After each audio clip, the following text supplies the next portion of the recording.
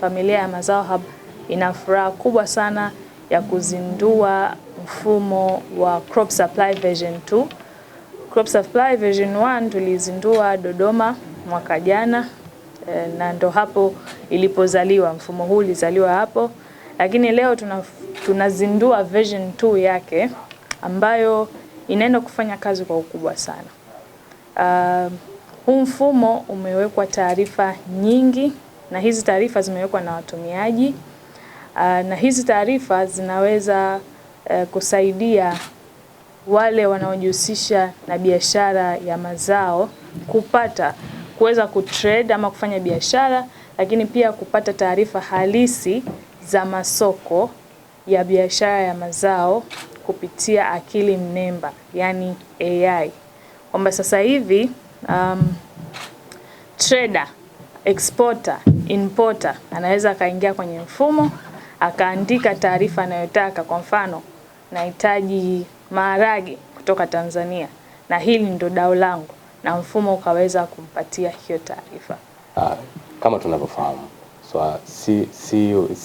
sio watu wote ama si wakulima wote wanafahamu ama wanaofahamu kubwa namna ya kutumia mifumo ya kidijitali.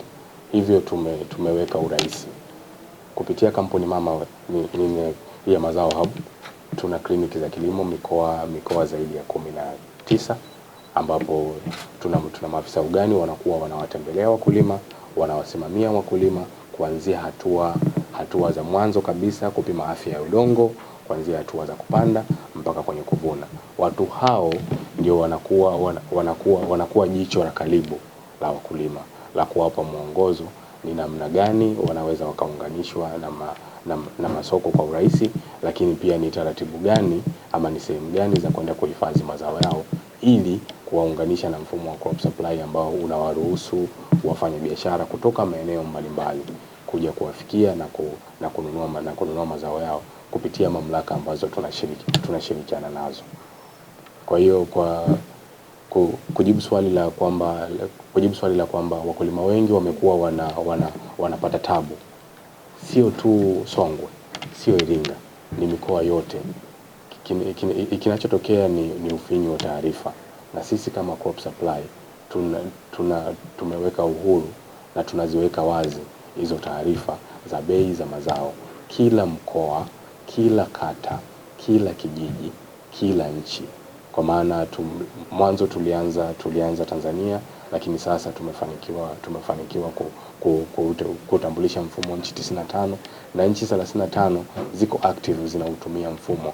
Kwa maana tunampa nafasi mkulima mdogo kufanya maamuzi ya kufanya kilimo biashara, kwa maana anakuwa anajua kabisa kwamba sasa hivi nikilima mahindi, gharama zangu za kuhudumia eka moja ni $500,000, lakini nina uwezo nikapata mavuno ambayo nitayauza kwa $3,000,000 Komoro.